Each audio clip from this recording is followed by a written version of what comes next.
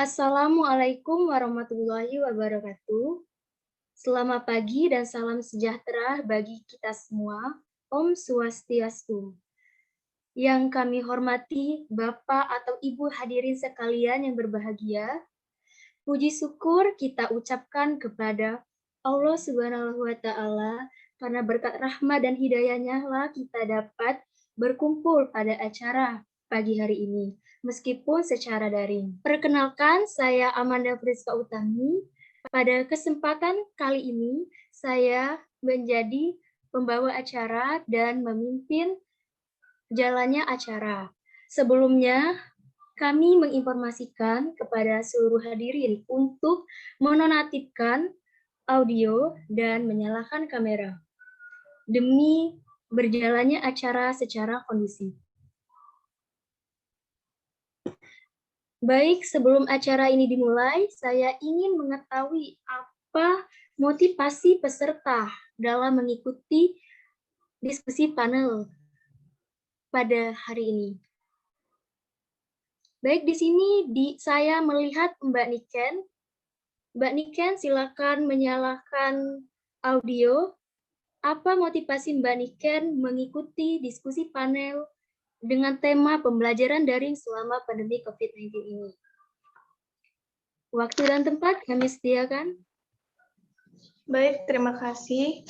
Motivasi saya mengikuti diskusi panel ini untuk menambah wawasan dan bertukar pikiran kepada penyaji. Itu saja, terima kasih. Wah, semoga nanti akan mendapatkan manfaat dari diskusi panel ini. Baik, untuk memulai acara, marilah kita mengucapkan basmalah. Bismillahirrohmanirrohim. Baik rekan-rekan sekalian, sebelum dimulainya acara diskusi panel pada pagi hari ini, saya akan memperkenalkan terlebih dahulu moderator kita yang akan memandu jalannya diskusi. Beliau bernama Wanti Susanti, yang merupakan mahasiswi dari Universitas Sriwijaya. Beliau juga merupakan staf terbaik dari HM MUBA tahun 2021. Langsung saja kita sambut Mbak Wanti Susanti. Waktu dan tempat kami sediakan. Baik, terima kasih kepada Mbak Amanda yang sudah memberikan kesempatan kepada saya untuk memandu jalannya diskusi. Baik, saya ulangi. Assalamualaikum warahmatullahi wabarakatuh. Selamat pagi, salam sejahtera bagi kita di acara diskusi hari ini. Hari ini kita akan berdiskusi dan mengulas tentang pembelajaran daring selama pandemi COVID-19. Sebelum memulai diskusi, saya akan memperkenalkan para panelis yang sudah hadir pada pagi hari ini. Yang pertama ada Bapak M. Rizky Gunawan sebagai ahli dalam bidang psikologi anak. Yang kedua ada Ibu Marhama sebagai perwakilan guru dari Sekolah Harapan Bangsa. Yang ketiga ada Ibu Suci Indriani sebagai perwakilan dari orang tua siswa sekolah dasar. Yang ketiga ada Bapak Muhammad Zakil Fikri sebagai ahli dalam tenaga medis. Yang kelima ada Mbak Elsa sebagai perwakilan dari mahasiswa semester 2 program studi Pendidikan Bahasa dan Sastra Indonesia Universitas Sriwijaya. Selamat datang, selamat bergabung kepada para panelis semua.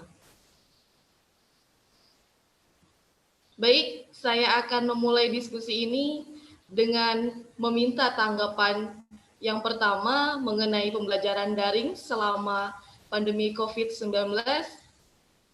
Yang pertama kepada Bapak M. Rizky Gunawan sebagai ahli dalam bidang psikologi anak.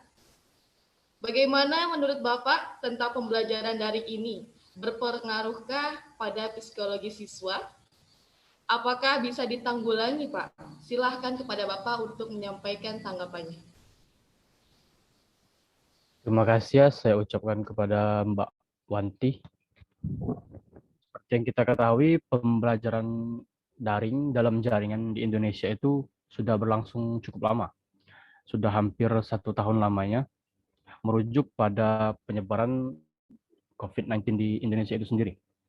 Dalam bidang psikologis, pembelajaran daring ini cukup berpengaruh, di mana terdapat juga pengaruh positif dan juga negatif.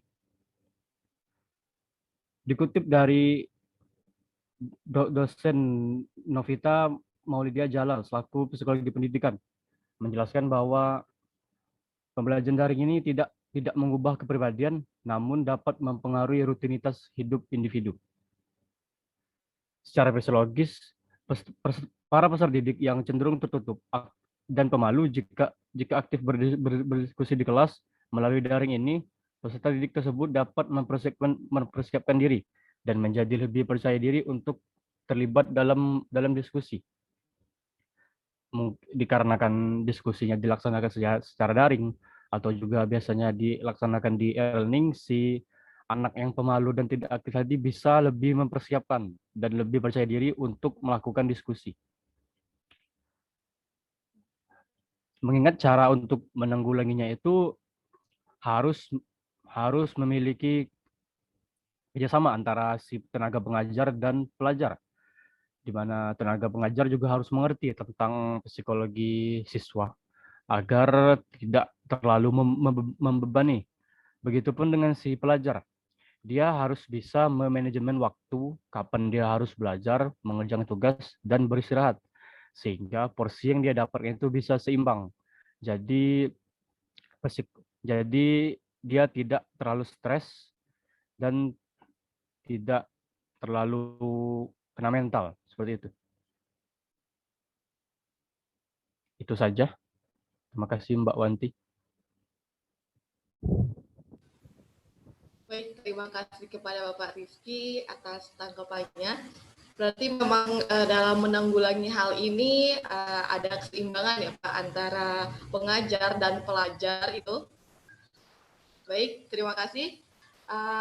Yang kedua, saya minta kepada Bapak Muhammad Rizky, maksud saya Muhammad Zaikil Fikri, untuk memberikan tanggapannya sebagai ahli dalam tenaga medis. Pertanyaannya Pak, bagaimana pengaruh pembelajaran daring ini jika ditilik dari sudut pandang kesehatan? Untuk kepada Bapak Zakio, saya persilahkan. Baik, terima kasih Saudari Wanti atas kesempatannya. Perkenalkan, saya Muhammad Zakil Fikri sebagai salah satu ahli dan tenaga medis. Ya, jadi jika dilihat dari segi kesehatan, seperti yang kita ketahui sendiri bahwasanya pandemi COVID-19 ini sendiri merupakan masalah kesehatan yang berdampak pada berbagai sektor, termasuk salah satunya sektor pendidikan. Ya. Nah, perlu kita ketahui juga bahwa COVID-19 ini atau virus corona ini merupakan penyakit yang menular. Dan penanganannya itu cukup rumit, apalagi dengan APD yang terbatas bagi tenaga kesehatan atau tenaga medis yang akan menanganinya kelak. Nah, jadi pemerintah itu sebenarnya sudah menerapkan usaha atau membuat kebijakan yang cukup bagus untuk menanggulangi permasalahan kesehatan ini, yaitu dengan cara memutus rantai mata penyebaran virus COVID-19. Salah satunya adalah melalui surat Mendikbud atau Menteri Pendidikan dan Kebudayaan, melalui surat edaran nomor 4 tahun 2020 tentang pelaksanaan kebijakan pendidikan dalam masa darurat penyebaran coronavirus di SAISE. Ya, maka itu diterapkanlah pelajaran daring atau dalam jaringan, atau bisa juga kita sebut dengan pelajaran jarak jauh. Nah, hal ini tentunya berkaitan dengan salah satu upaya penyebaran virus corona itu sendiri, yaitu physical distancing atau menghindari kontak fisik atau menghindari kerumunan. Jadi sebenarnya pelajaran daring ini jika dilihat dari segi kesehatan itu memiliki dampak yang bagus, karena seperti yang kita ketahui sendiri, nantinya jika sekolah-sekolah dibuka atau kampus-kampus dibuka itu akan menimbulkan kerumunan yang bisa menyebabkan yang bisa menjadi jalan menyebarnya virus corona ini. Nah, jadi jika dilihat dari segi kesehatan, sebenarnya pembelajaran daring ini cukup efektif untuk diterapkan di masa pandemi ini untuk menghambat laju penyebaran virus. Baik, itu saja yang dapat saya sampaikan. Terima kasih, saya kembalikan kepada moderator. Baik, terima kasih kepada Bapak Muhammad Zakil Fikri yang sudah menyampaikan tanggapannya. Jadi memang jika dilihat dari kesehatan itu berdampak kepada berbagai sektor ya Pak di masa ini. Baik, terima kasih Pak. Selanjutnya saya meminta tanggapan kepada Ibu Marhama sebagai guru yang juga merasakan dalam hal pengajaran ya Bu. Nah, pertanyaan saya, bagaimana pendapat Ibu terkait sistem pembelajaran daring jika dilihat dari sudut pandang seorang guru yang mengajar? Silakan kepada Ibu Marhama. Baik, terima kasih kepada Saudari Wanti atas kesempatannya ya. Baik, kasus penyebaran pandemi COVID-19 saat ini menyebabkan aktivitas proses belajar mengajar itu dihentikan ya, karena demi memutus mata rantai penyebaran COVID-19. Saya menyambut penjelasan dari Bapak Zakil Fikri tadi, memang benar ya, diperkirakan sejak awal tahun 2020 bahwasannya dikeluarkan adanya surat edaran nomor 4 tahun 2020 tentang pelaksanaan pembelajaran secara daring dalam penyebaran COVID-19, di mana surat ini ditandatangani langsung oleh Bapak Menteri kita, yaitu Bapak Nadiem Makarim, Bapak Menteri Pendidikan dan Kebudayaan, di mana dalam surat edaran tersebut berisi tentang prinsip pembelajaran secara daring, di mana kesehatan dan keselamatan anak peserta didik, tenaga pendidik, masyarakat, orang tua itu merupakan prioritas yang paling utama. Jadi pandemi penyebaran COVID-19 ini memang berdampak bagi sektor yang utama, yaitu dalam dunia pendidikan. Seperti yang kita ketahui ya, bahwa pendidikan itu adalah sektor utama bagi seorang anak dalam menguasai ilmu pengetahuan agar dia mampu membekali dirinya untuk menjadi orang yang lebih maju ke depannya. Namun dengan adanya pandemi COVID-19 ini, saya selaku seorang guru, bagi mereka itu harus mengubah paradigma baru dan pemerintah juga menetapkan suatu proses pembelajaran secara daring ya, menggalak suatu metode pembelajaran secara daring, yaitu nah, itu merupakan tantangan tersendiri bagi saya seorang pendidik. Karena apa? Karena saya itu harus mengubah paradigma baru ya, dari awalnya tatap muka ya secara langsung bisa memahami para siswa itu gimana cara belajarnya, fokusnya, atau bagaimana harus menjelaskan materinya itu secara langsung ya dari papan tulis gitu ya. Nah, kalau secara daring ini saya itu harus mengubah paradigma. Metode pembelajarannya itu saya harus kuasai ya, model pembelajarannya itu baik secara WhatsApp ya, aplikasinya yang mendukung Zoom ya. Apalagi ini apalagi daring ini ya, banyak sekali hambatannya ya. Nah, terutama jika ditakutkan ada seorang guru yang memang tidak menguasai teknologi. Nah, karena itu saya ini harus selalu memahami teknologi, harus menguasai teknologi agar siswa saya itu dapat mengerti ya metode pembelajaran yang saya terapkan. Seperti misalnya dalam grup dalam WhatsApp ya. Nah, saya itu biasanya memberikan suatu metode pembelajaran itu ya, pada malam harinya itu saya harus berpikir keras dulu ya, bagaimana metode ini, materi ini saya ringkas dulu, terus saya berikan kepada siswa keesokan harinya yang memang membuat dia itu mudah mengerti gitu ya. Nah, di WhatsApp group itu biasanya saya sering berkomunikasi kepada siswa tentang pembelajaran ini, dan saya juga sering memberikan tugas kepada siswa, tidak sering ya, karena saya khawatir siswa itu akan tertekan nantinya. Itu balik lagi ke psikis seorang siswa ya. Nah, jadi saya itu memberikan tugas yang memang sewajarnya seperti itu ya, tidak memberatkan siswa ya, karena memang pandemi ini siswa itu banyak sekali kendala ya, apalagi sinyal. Nah, seperti di pedesaan seperti yang kita ketahui ya, sering sekali itu terkendala sinyal ya, apalagi mereka harus pergi keluar ya, harus pergi keluar mencari sinyal yang baik. Terkadang saya pernah mengajar itu di Zoom ya, di Zoom, "Ibu mohon maaf," mereka sering minta izin, "Ibu mohon maaf saya terkendala jaringan karena jaringan saya di sini tidak stabil, Ibu." Nah, wah itu sulit sekali ya, karena saya itu mengkhawatirkan gitu ya, apakah materi saya ini dimengerti oleh murid saya ini. Nah, jadi itu memang tantangan sekali ya. Jadi saya itu menggunakan aplikasi Zoom tidak terus ya, karena pokoknya tidak setiap hari begitu ya, karena saya mengkhawatirkan ya ini kendala sinyal ini ya. Nah, jadi saya harus mengolah lah istilahnya itu, mengolah metode pembelajaran. Misalnya hari ini itu dari WhatsApp group, dari Google Form, apa kayak itu ya. Jadi saya tuh melakukan interaksi dengan siswa, tetapi memang balik lagi kepada siswa ya, jaringannya. Wah, itu memang hambatan yang memang faktor utamanya gitu ya, hambatan itu sinyal, ya HP yang tidak mendukung gitu ya.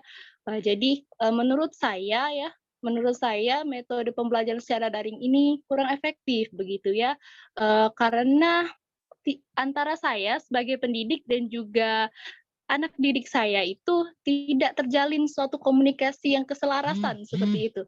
Karena ya seperti yang kita ketahui kalau tatap muka itu kita bisa melihat begitu bagaimana proses pembelajaran siswa tersebut ya, bagaimana dia fokus tidaknya gitu ya. Terus kita langsung bisa menanyakan yang mana yang tidak dimengerti oleh anak ini. Kalau secara daring dia terkeluar Zoom gitu ya, terus tidak memahami materi, lalu dia mau nanya dengan siapa, seperti itu ya.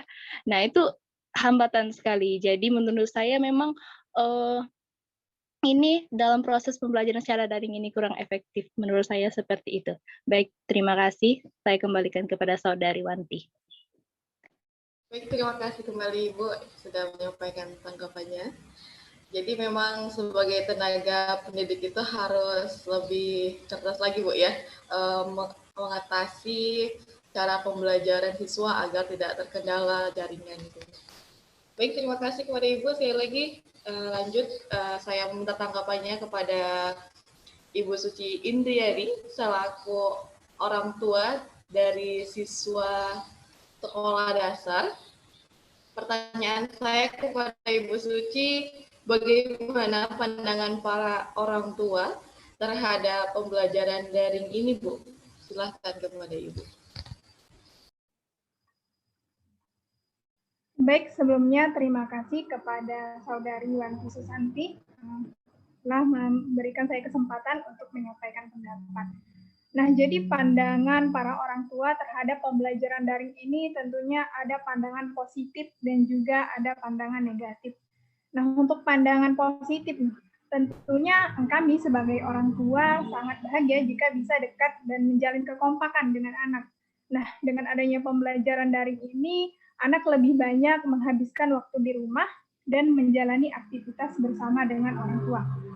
Nah, tentunya orang tua dan anak akan menjadi lebih dekat, dan begitu kami para orang tua akan lebih mengenal sikap dan karakter anak.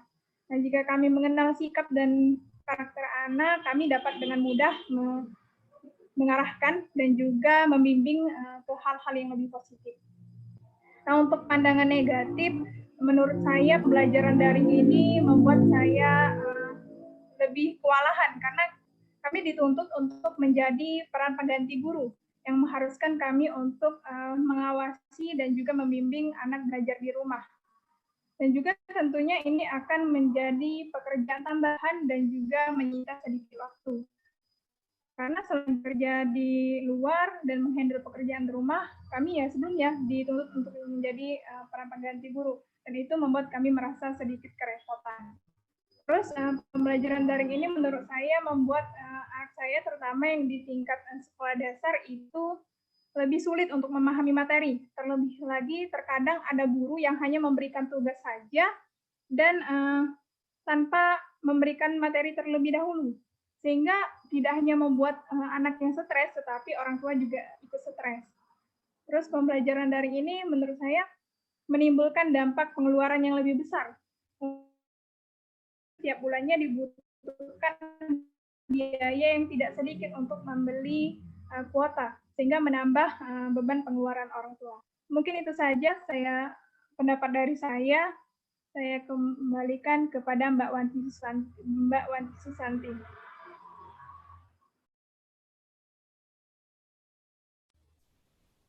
Baik, terima kasih kepada Ibu selaku perwakilan orang tua atas tanggapannya. Jadi memang sebagai orang tua merasa ada hal positif dan negatifnya gitu Bu ya. Oke, terima kasih Ibu. Selanjutnya saya meminta tanggapan kepada Mbak Elsa Auswafia sebagai perwakilan mahasiswa dari Universitas Sriwijaya. Nah, pertanyaan saya kepada Mbak Elsa, bagaimana tanggapan Mbak Elsa sebagai mahasiswa mengenai pembelajaran daring ini? Kepada Mbak Elsa dipersilahkan. Ya, baik. Terima kasih kepada Saudari Wanti Susanti atas kesempatan yang telah diberikan kepada saya. Tanggapan saya di tengah pandemi COVID-19 yang mewabah di Indonesia ini, tentu tidak memungkinkan untuk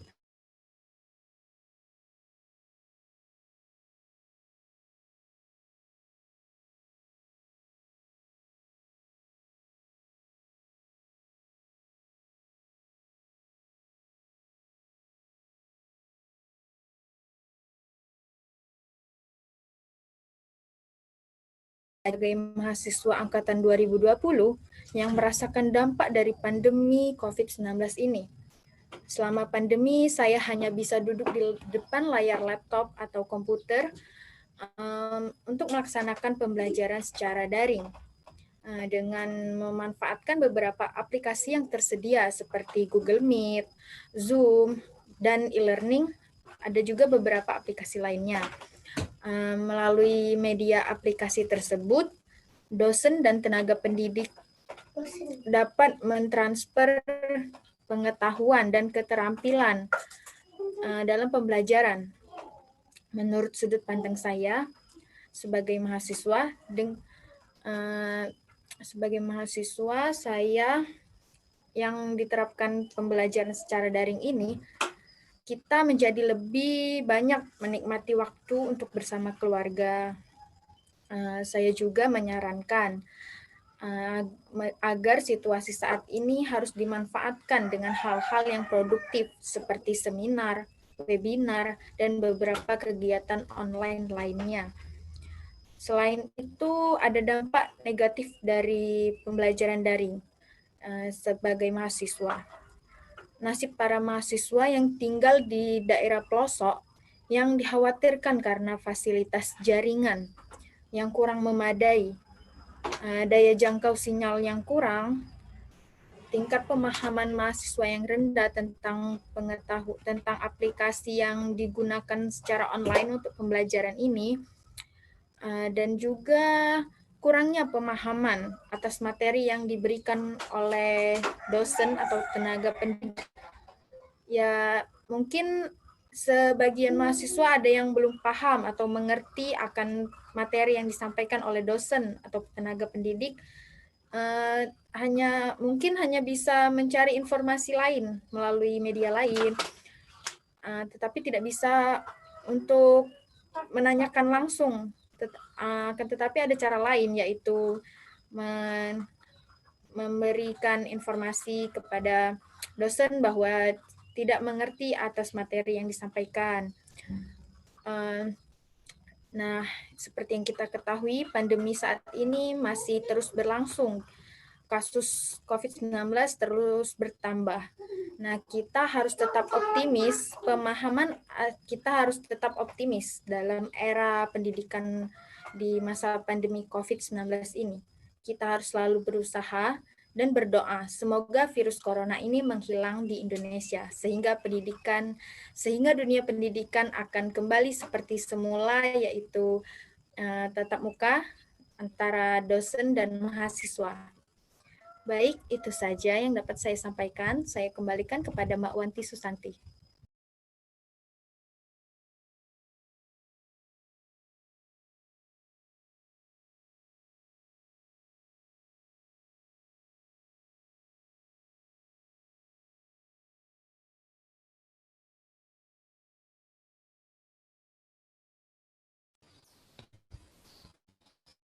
Baik,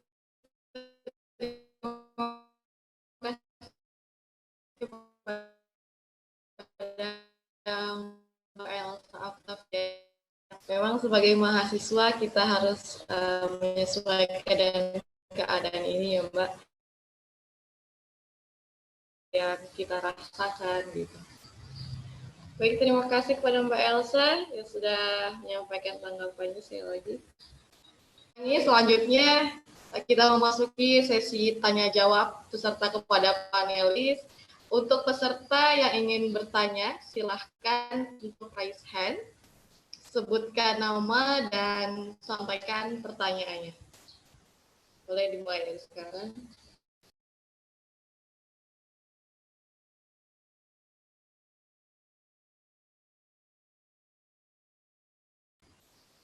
Baik, sudah saya lihat di sini ada yang raise hand. Boleh dipersilahkan kepada Mbak Niken Moza Syahla.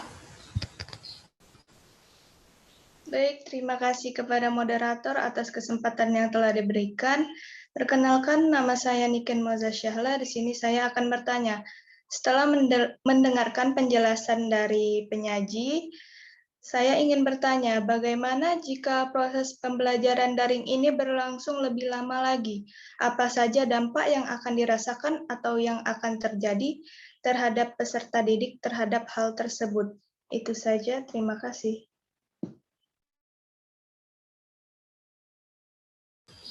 Baik, terima kasih kepada Mbak Niken atas pertanyaannya. Mungkin ini pertanyaannya menuju kepada Ibu Marhama sebagai seorang guru ya, Bu? Oke. Iya, betul. Pada Ibu, dipersilakan untuk menjawabnya. Ya, baik. Terima kasih kepada Saudari Wanti. Ya, pertanyaan dari Mbak Niken ya. Wah, itu memang beratnya ke siswa ya. Yang pertama itu balik lagi ke psikisnya dari siswa, di mana mereka juga akan kewalahan dan juga menyebabkan siswa tersebut juga stres ya, karena memikirkan, wah bagaimana ini pembelajaran ini aku tidak mengerti, seperti itu kan ya, karena memang terkendala jaringan tadi, begitu ya, sulitnya mengakses pembelajaran, jadi ya. Nah, yang kedua itu menurunnya kualitas pembelajaran siswa, di mana awalnya siswa itu adalah siswa yang aktif, siswa yang pintar ya secara tatap muka itu ya. Nah, karena adanya paradigma baru ini, siswa itu cenderung menurun kualitas pembelajarannya ya. Nah, yang ketiga itu siswa itu nilainya ya benarlah seperti yang tadi ya. Benar, yang tadi adalah menurunnya kualitas dari peserta didik tersebut. Ya, saya juga sebagai pendidik mereka juga merasa sedih ya. Bagaimana ya ini bagaimana proses pembelajaran ini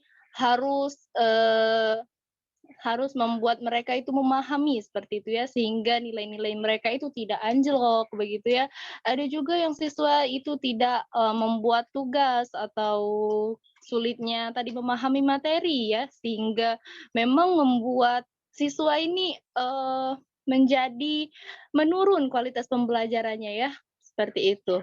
Hanya itu yang dapat saya sampaikan. Terima kasih, saya kembalikan kepada Saudari Wanti. Baik, terima kasih kepada Ibu Marhama atas jawabannya. Selanjutnya di sini ada Mbak Rita Wulandari. Silakan kepada Mbak Rita.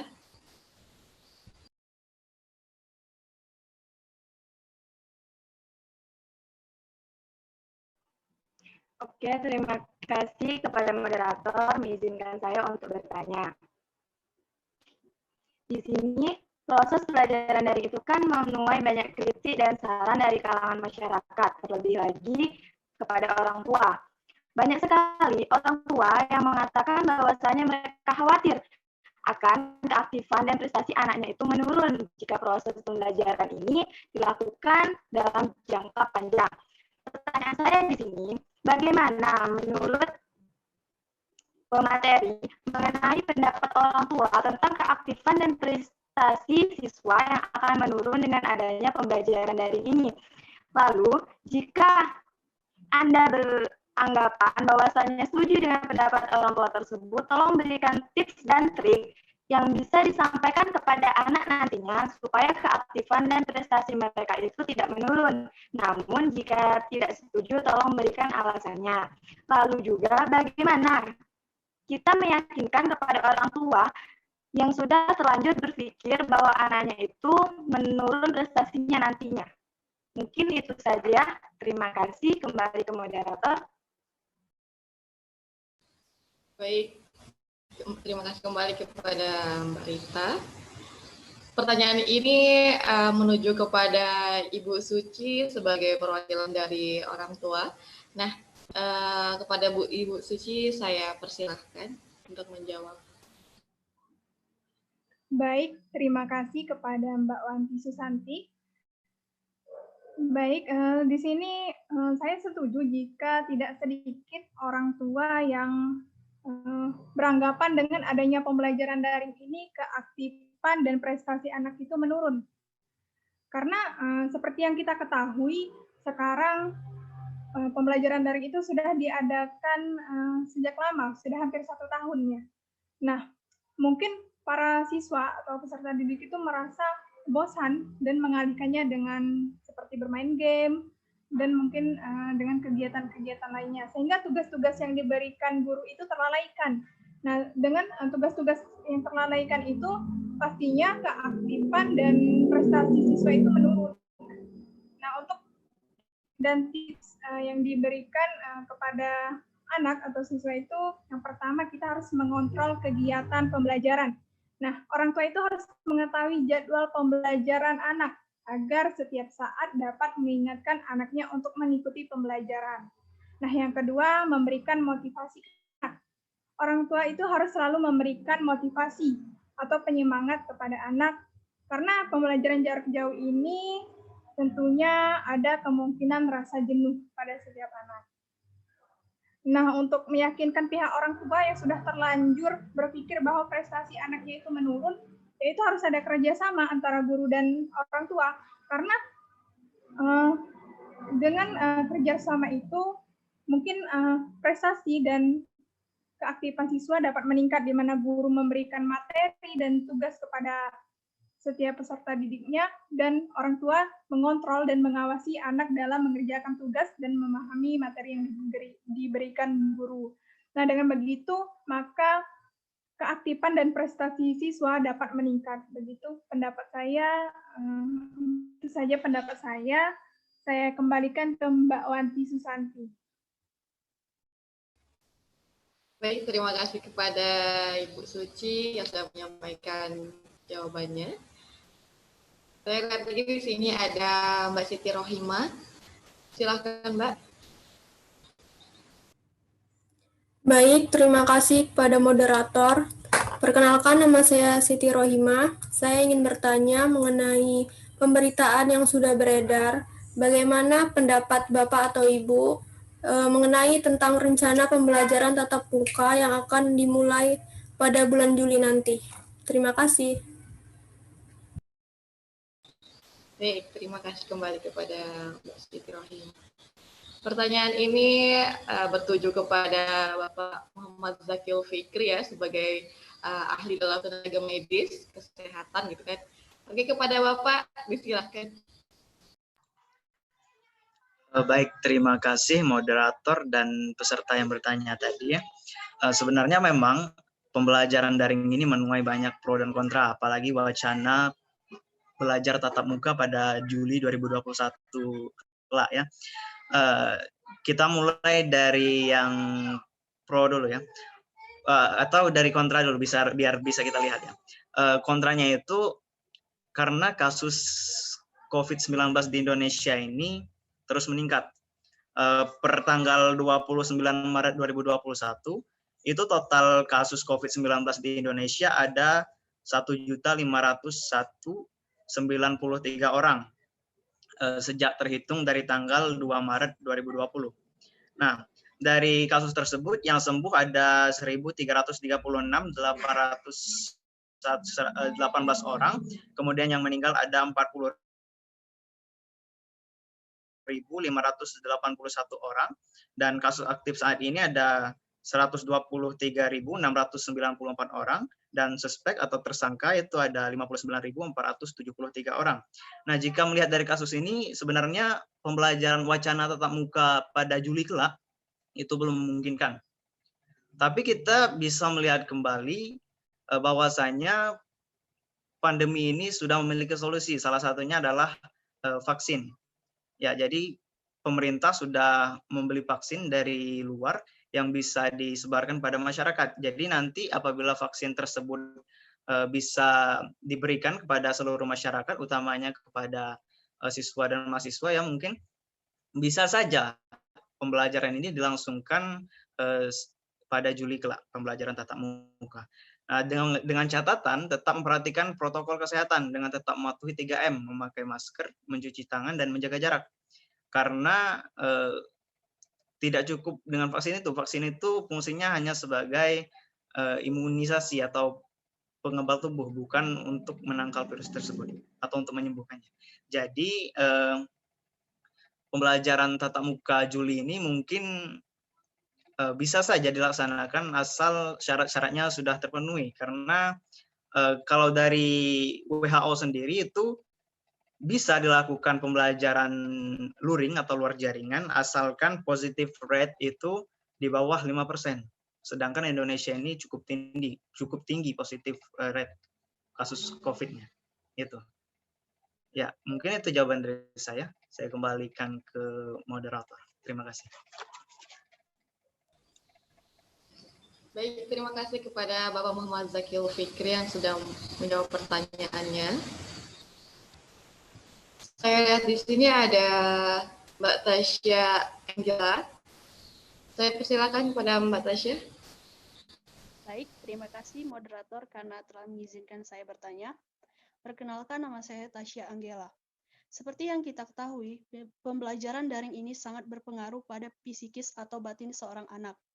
Contohnya, karena banyak tugas yang diberikan guru kepada anak didiknya tanpa menjelaskan materi terlebih dahulu. Hal itu membuat batin anak tertekan dan menjadi masalah besar bagi kesehatan mentalnya. Pertanyaan saya, jika misal pembelajaran daring ini terus berlangsung lama, bagaimana solusi permasalahan tersebut? Sekian, terima kasih. Saya kembalikan ke moderator. Baik, terima kasih kembali kepada Mbak Tasya. Pertanyaan ini bertujuan kepada Bapak M. Rizky Gunawan sebagai ahli psikologi siswa atau anak. Kepada Bapak, saya persilakan untuk menjawab pertanyaan dari Mbak Tasya. Terima kasih Mbak Wanti yang bertanya tadi, Mbak Tasya ya. Untuk pembelajaran daring jika berlangsung lama itu kita semua berharap untuk tidak berlangsung lama. Tapi dari sudut pandang saya selaku psikolog, solusi yang saya berikan itu balik ke pernyataan saya di awal tadi, yaitu kerjasama dan saling mengerti antara si pengajar dan pelajar, di mana para tenaga pengajar itu harus mengerti dan menguasai sehingga mereka juga mengerti tentang psikis siswa gitu. Jadi mental siswa akan tetap terjaga walaupun dalam waktu lama. Begitupun di siswa. Siswa jika pembelajaran ini berlangsung lama, mereka cepat atau lambat juga akan beradaptasi dengan pembelajaran daring ini. Jadi mereka yang awalnya tidak senang, mungkin stres karena tugas yang banyak, materi tidak mengerti ya. Jadi mereka lebih bisa manajemen diri mereka untuk belajar. Jadi cepat atau lambat mereka yang awal stres, lama-kelamaan mereka mungkin akan mulai menikmati pembelajaran daring ini. Ya, mungkin itu saja. Terima kasih Mbak Wanti. Baik, terima kasih kepada Bapak Rizky Gunawan sudah menjawab pertanyaan. Sini saya lihat juga ada Saudara Dinda Aryansyah Putra ya. Oke, saya persilahkan untuk menyampaikan pertanyaannya. Bismillahirrahmanirrahim. Assalamualaikum warahmatullahi wabarakatuh. Perkenalkan, nama saya Muhammad Dinda Aryansyah Putra. Di sini saya akan bertanya. Wacana tatap muka di bulan Juli pasti disambut baik oleh semua pelajar. Yang berarti akan terjadi kerumunan orang. Hal ini akan memicu klaster sebaran COVID yang baru. Untuk mencegah sebaran COVID-19 di instansi pendidikan, apa yang harus Anda lakukan sebagai mahasiswa? Sekian, terima kasih. Baik, terima kasih kepada Saudara Dinda. Pertanyaan ini ditujukan kepada Mbak Elsa Octavia sebagai perwakilan dari mahasiswa. Baik, kepada Mbak Elsa boleh dijawab pertanyaannya. Ya, baik. Terima kasih kepada moderator dan terima kasih kepada peserta yang bertanya. Untuk mencegah timbulnya klaster baru atau satu kelompok dengan satu kejadian kesehatan yang sama, sebaiknya para mahasiswa menerapkan protokol kesehatan yang telah ditetapkan untuk mencegah terjadinya klaster baru. Seperti yang disebutkan oleh Bapak Muhammad Zakiul Fikri tadi, para mahasiswa diwajibkan untuk mematuhi protokol kesehatan seperti menggunakan masker, menjaga jarak dan menghindari kerumunan. Sebelum memasuki wilayah kampus, sebaiknya para mahasiswa diadakan pengecekan suhu tubuh gitu ya. Nah, menjaga jarak minimal 1 meter, mencuci tangan seminimal 20 detik, dan juga menerapkan physical distancing ya. Baiklah, itu saja yang dapat saya sampaikan. Saya kembalikan kepada moderator. Baik, terima kasih kepada Mbak Elsa Octavia atas jawabannya. Selesai sudah sesi tanya jawab pada kali ini. Saya lihat lagi tidak ada yang raise hand lagi ya untuk bertanya. Oke, tibalah kita di acara penutupan. Sebelumnya saya mengucapkan terima kasih kepada seluruh peserta yang sudah berpartisipasi aktif dalam diskusi kali ini. Baik, sebelum saya menutup diskusi kali ini, saya akan menyampaikan kesimpulan yang dapat kita ambil dari pembelajaran selama pandemi COVID-19 ini. Meskipun pembelajarannya daring, menuai pro dan kontra, pada saat ini, sebagai pendidik, orang tua, juga tenaga medis, dan sebagai ahli psikologi, kita harus bekerja sama dalam melakukan pembelajaran daring ini. Permasalahan-permasalahan yang terjadi dapat diselesaikan dengan mencari solusinya. Seperti yang kita ketahui, kita melakukan diskusi panel ini untuk bertukar pikiran, saling memberikan pendapat antara ahli yang satu dan yang lain, dan perwakilan dari orang tua, juga mahasiswa yang sudah menyampaikan pendapatnya. Baik, saya ucapkan kembali kepada seluruh panelis yang sudah hadir pada pagi hari ini, meluangkan waktunya. Terima kasih, saya ucapkan lagi. Semoga diskusi ini bermanfaat untuk kita semua. Saya akhiri, wassalamualaikum warahmatullahi wabarakatuh. Sampai bertemu kembali, saya kembalikan kepada kepada Mbak Amanda Friska Utami. Baik, terima kasih Mbak Wanti. Bapak, Ibu, dan para hadirin yang kami hormati, akhirnya sampailah kita kepada penghujung acara. Saya Amanda Friska Utami, mewakili panitia, sekali lagi mengucapkan terima kasih kepada para hadirin atas kehadiran dan partisipasinya dalam acara diskusi panel yang membahas pembelajaran daring masa COVID-19. Apabila ada salah kata dan kekurangan dari saya selaku pembawa acara, maka saya mohon maaf yang sebesar-besarnya.